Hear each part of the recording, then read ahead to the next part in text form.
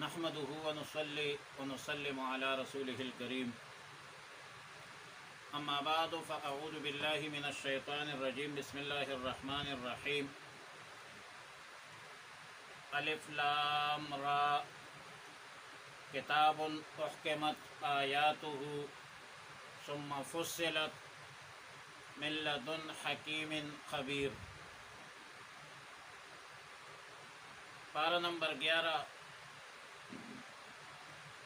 سورہ ہود، رکوع نمبر 1، آیات نمبر 1، 2، 3، 4 اور 5۔ الف لام را اللہ اعلم بمرادہ۔ کتاب اے ہذا کتاب عظیم، یہ ایک عظیم الشان کتاب ہے۔ احکمت آیاتہ، جن کی آیات محکم کی گئی۔ ثم فصلت، پھر واضح طور پر بیان کی گئی۔ من لدن حکیم خبیر، حکمت والے باخبر کی طرف سے۔ اللہ تعبدوا الا اللہ، کہ عبادت نہ کرو مگر صرف اللہ کی۔ انی لکم منہ نذیر و بشیر، بے شک میں تمہیں اللہ کی طرف سے ڈرانے والا ہوں اور بشارت خوشخبری دینے والا ہوں۔ وَأَنِ اسْتَغْفِرُوا رَبَّكُمْ، اور یہ بات کہ اپنے رب سے مغفرت طلب کرو۔ ثُمَّ تُوبُوا إِلَيْهِ، پھر اللہ کے حضور میں توبہ کرو۔ يُمَتِّعُكُم مَتَاعًا حَسَنًا، فائدہ پہنچائیں گا تمہیں اچھا فائدہ۔ الی اجل مسمی، ایک وقت مقرر تک۔ وَيُؤْتِي كُلَّ ذِي فَضْلٍ فَضْلًا، اور عنایت فرمائے گا ہر زیادہ عمل کرنے والے کو اس کا ثواب۔ وَإِن تَوَلَّوْا، اور اگر تم اعراض کرو، فَإِنِّي أَخَافُ عَلَيْكُمْ عَذَابَ يَوْمٍ كَبِيرٍ، تو میں بڑے دن کے عذاب سے ڈرتا ہوں۔ إِلَى اللَّهِ مَرْجِعُكُمْ، اللہ کی طرف تم سب نے لوٹنا ہے۔ وَهُوَ عَلَى كُلِّ شَيْءٍ قَدِيرٌ، اور وہ ہر چیز پر قادر ہے۔ أَلَا إِنَّهُمْ يَثْنُونَ صُدُورَهُمْ لِيَسْتَخْفُوا مِنْهُ، خبردار وہ اپنی سینوں کو موڑتے ہیں تاکہ وہ اسے چھپا لے۔ أَلَا حِينَ يَسْتَغْشَوْنَ ثِيَابَهُمْ، خبردار جب وہ اپنے کپڑوں کو اوڑھ لیتے ہیں۔ يَعْلَمُ مَا يُسِرُّونَ وَمَا يُعْلِنُونَ، يَعْلَمُ جانتا ہے وہ سب باتیں، مَا يُسِرُّونَ جو پوشیدہ طور پر کرتے ہیں، وَمَا يُعْلِنُونَ اور جو علانیتاً کرتے ہیں، مطلب جو ظاہر کرتے ہیں۔ إِنَّهُ عَلِيمٌ بِذَاتِ الصُّدُورِ، بلا شبہ وہ سینوں کے اندر کی چیزوں کو جانتا ہے۔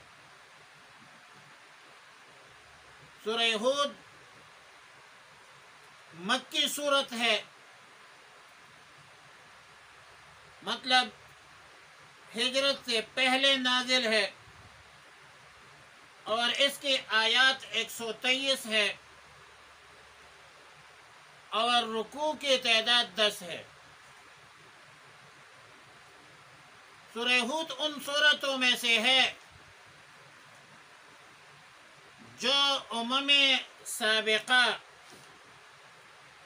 گزشتہ امتوں کے واقعات پر مشتمل ہے اور مختلف قسم کے عذابوں کا ذکر ہے، مختلف قوموں کے، انبیاء علیہم السلام کے، اور قیامت کی ہولناک مناظر کا، واقعات کا، سزا جزا کا ذکر ہے، مطلب بعث بعد الموت۔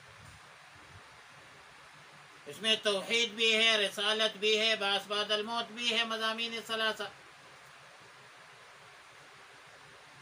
اور تذاکیر ثلاثہ بھی ہے، تذکیر بآلاء اللہ بھی ہے، تذکیر بایام اللہ بھی ہے، تذکیر بما بعد الموت بھی ہے۔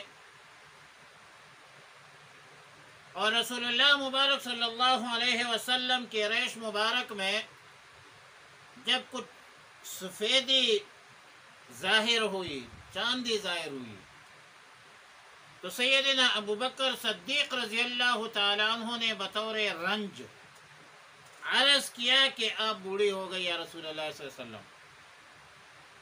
تو رسول اللہ صلی اللہ علیہ وسلم نے فرمایا کہ شیبتنی ہود، سورہ ہود نے مجھے بوڑھا کیا، اور سورہ ہود میں یہ ہے کہ فاستقم کما امرت وتوکل علی اللہ، آپ استقامت اختیار کیجیے، اور اس نے مجھے بوڑھا کیا۔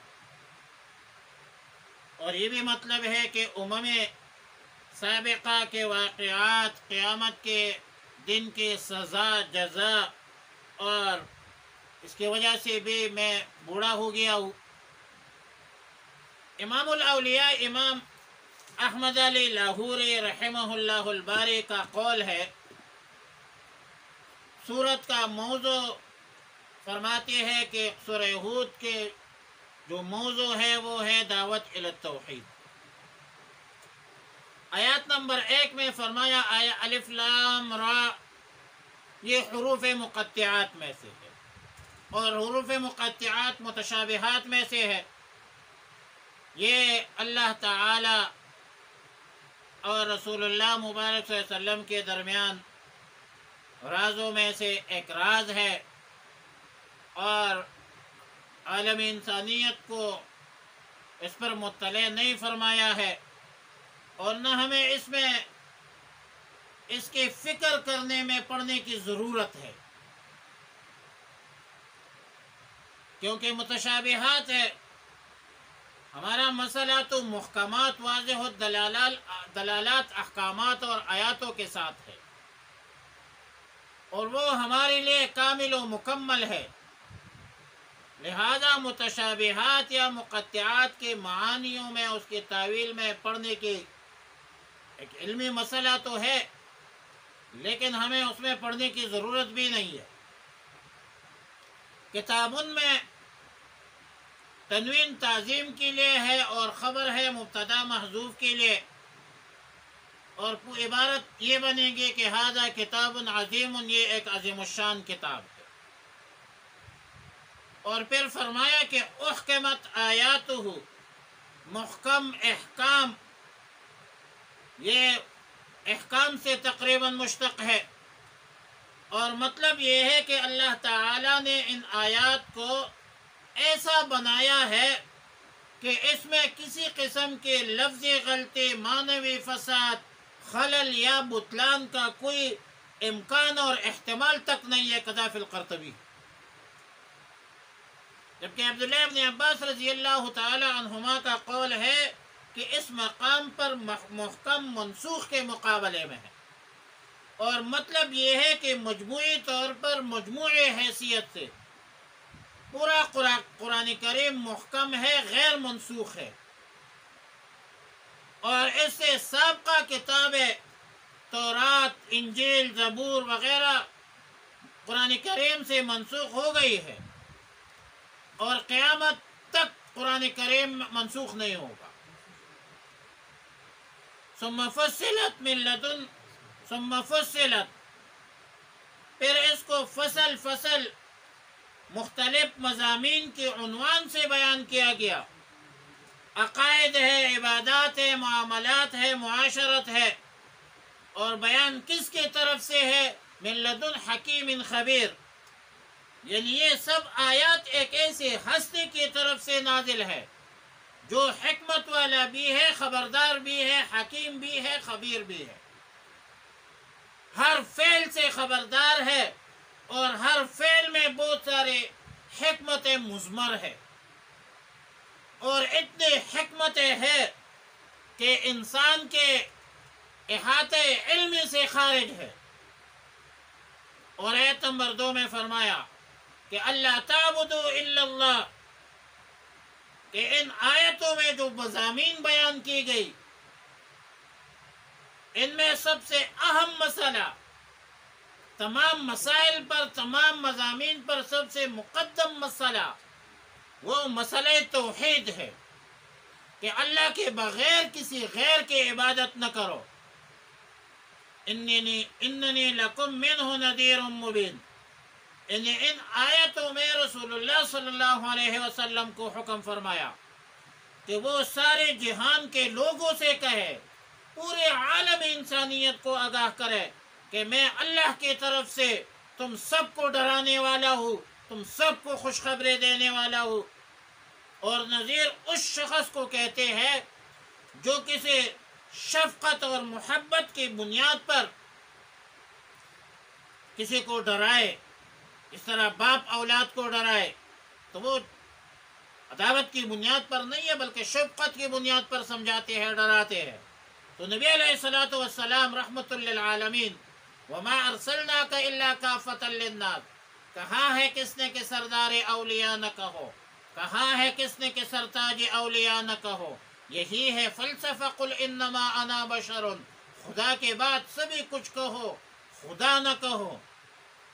رسول اللہ مبارک صلی اللہ علیہ وسلم نے شفقت اور محبت کی بنیاد پر پورے عالم انسانیت کو سمجھایا، ڈرایا۔ اسی نسبت سے نذیر کہتے ہیں کہ ایسے کام مت کرو جو دنیا اور آخرت کے لیے مضر ہو۔ اور آیت نمبر 3 میں فرمایا کہ وَأَنِ اسْتَغْفِرُوا رَبَّكُمْ، یعنی ان محکمات آیات میں اللہ تعالی نے اپنے بندوں کو یہ بھی ہدایت فرمائی ہے کہ وہ اپنے رب سے مغفرت اور معافی مانگا کرے، توبہ کرے، استغفار پڑھے۔ اور توبہ تو در حقیقت گناہوں پر ندامت اور پشیمانی کا نام ہے، آئندہ کے لیے نہ کرنے کا پختہ عزم اور ارادہ ہے۔ اور نبی علیہ الصلوۃ والسلام نے فرمایا التائب من الذنب کمن لا ذنب لہ، جو بندہ توبہ اور استغفار کا اہتمام کرتا ہے یمتعکم حسنا، ان کو اللہ رب العالمین ان کے نہ صرف اللہ تعالی گناہ معاف کرتے ہیں بلکہ اچھی سے اچھی زندگی بھی اللہ رب العالمین عطا فرماتے ہیں، اسی لیے کہ وہ استغفار پڑھتے فقولوا استغفروا ربکم انہ کان غفارا یرسل السماء علیکم مدرارا۔ اور متعن کی تفسیر یہ ہوگی کہ توبہ اور استغفار کے نتیجے میں رزق کی وسعت ہوگی اور عیش کی سہولت اللہ تعالی فرمائے گا الی اجل مسمى، ایک خاص میعاد تک۔ اور خاص میعاد سے مراد کیا ہے؟ وہ موت، یعنی موت تک تم خوش خرم رہو گے۔ فَإِن تَوَلَّوْا فَإِنِّي أَخَافُ عَلَيْكُمْ عَذَابَ يَوْمٍ كَبِيرٍ، اگر اس وعظ و نصیحت سے تم روگردانی کرتے ہو، منہ موڑ لیتے ہو، یعنی گناہوں سے توبہ نہیں کرتے، استغفار نہیں کرتے، تو مجھے قوی اندیشہ ہے کہ تم ایک بڑے دن کے عذاب میں مبتلا ہو جاؤ گے۔ اور ظاہر ہے کہ قیامت کا ایک دن 1000 سنۃ مما تعدون، 1000 سال جو ہے دنیا کے اور آخرت کے ایک دن برابر ہے۔ الی اللہ مرجعکم، یہ ماقبل کے لیے تاکید ہے کہ دنیا میں تم جو کچھ کرو اچھا کرو برا کرو، مگر انجام کار مرنے کے بعد یہ ہوگا کہ تم سب نے اللہ کی طرف رجوع کرنا ہے، تم سب نے اللہ کی طرف لوٹنا ہے، اور بے شک تم زمین میں خاک بن جاؤ، ذرہ ذرہ بن جاؤ، لیکن اللہ تعالیٰ اس پر قادر ہے کہ تمہیں دوبارہ زندہ کریں گے، اللہ کے سامنے تم پیش ہوں گے یوم الحساب کے دن، اور ہر ایک کو اپنے عمل کی سزا اور جزا ملے گی۔ فَمَنْ يَعْمَلْ مِثْقَالَ ذَرَّةٍ خَيْرًا يَرَهُ وَمَنْ يَعْمَلْ مِثْقَالَ ذَرَّةٍ شَرًّا يَرَهُ۔ اور آیت نمبر 5 میں فرمایا کہ أَلَا إِنَّهُمْ يَثْنُونَ صُدُورَهُمْ۔ معالم التنزیل جلد 2 صفحہ نمبر 373 میں امام بغوی رحمۃ اللہ علیہ لکھتے ہیں کہ عبداللہ ابن شداد رضی اللہ تعالیٰ عنہ سے منقول ہے کہ یہ آیات ایک منافق کے بارے میں نازل ہے، جس کا طریقہ یہ تھا کہ جب وہ رسول اللہ صلی اللہ علیہ وسلم کے قریب سے گزرتا تھا تو اپنا سینہ پیر کر، کمر کو خم دے کر، سر جھکا کر، چہرہ چھپا کر جو ہے وہ گزرتا تھا، تاکہ رسول اللہ مبارک صلی اللہ علیہ وسلم مجھے دیکھ نہ سکے۔ حضرت قتادہ رضی اللہ تعالیٰ عنہ نے فرمایا کہ منافقین اپنے سینوں کو پیر کر بیٹھتے تھے، منہ موڑ لیتے تھے تاکہ اللہ کی کتاب نہ سن پائے اور اللہ کا ذکر ان کے کانوں میں نہ آئے۔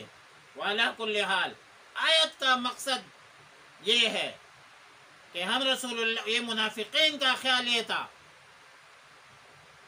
کہ ہم سینوں کو پیر دیں گے، نظر کو جھکائیں گے، چہرے کو ڈھانپیں گے، کانوں میں انگلیاں ڈالیں گے تاکہ ہم قرآن نہ سنیں، رسول اللہ مبارک صلی اللہ علیہ وسلم کی تعلیمات نہ سنیں۔ مطلب اعراض تھا، حق قبول کرنے سے اعراض تھا۔ اور بعض مفسرین کا قول ہے کہ بعض کافر گھر میں داخل ہو کر پردہ ڈال کر اپنے کیا کہتے ہیں منہ کو موڑ کر کپڑا اوڑھ کر لیٹ جاتے تھے اور کہتے تھے کہ کیا اللہ کو اب بھی معلوم ہوگا جو کچھ میرے دل میں ہے؟ تو اللہ تعالیٰ نے فرمایا کہ خبردار، وہ لوگ اپنے سینوں کو موڑتے ہیں تاکہ اللہ سے چھپا لے، تو اللہ نے خبردار کیا اس وقت کے منافقین کو بھی، موجودہ دور کے اور آنے والے انسانوں کو بھی، کہ جب وہ اپنے کپڑے اوڑھتے ہیں اس وقت اللہ رب العالمین سب کچھ جانتا ہے۔ اللہ تعالی کائنات کے ذرہ ذرہ میں جتنی بھی چیزیں ہیں سب چیزوں پر خبردار ہے، اس کے حرکات سے باخبر، اس کے سکنات سے باخبر، اس کے اقوال و افعال سے باخبر، اس کے ظاہر سے باخبر، اس کے باطن سے باخبر، ہر چیز کے احوال کو اللہ رب العالمین جانتا ہے۔ بلکہ انہ علیم بذات الصدور، اللہ تعالیٰ اسی کو بھی ہی جانتا ہے کہ ان کے دلوں میں کیا ہے۔ ان اللہ لا ينظر الى اشکالکم ولکن ينظر الى قلوبکم، اللہ ان کے دلوں کو بھی جانتا ہے۔ جو لوگ اللہ کے رسول سے دشمنی کرتے ہیں، کینہ رکھتے ہیں، بغض رکھتے ہیں، دین اسلام مسلمانوں کے خلاف سازشیں کرتے ہیں، تدابیر کرتے ہیں، اللہ تعالیٰ کو سب کچھ معلوم ہے، اللہ تعالیٰ سب کچھ جانتا ہے، اور اللہ سے بہترین تدبیر کرنے والا کوئی نہیں ہے۔ واللہ خیر الماکرین، اللہ تعالیٰ سب سے بہترین تدبیر کرنے والا ہے، سب سے بہترین ممد ہے، معاون ہے، نصیر ہے، ولی ہے، نگہبان ہے، اور اللہ کی قدرت کامل ہے، کائنات کے ذرہ ذرہ پر اللہ کا قدرت جو ہے وہ حاوی ہے۔ وآخر دعوایا ان الحمد للہ رب العالمین۔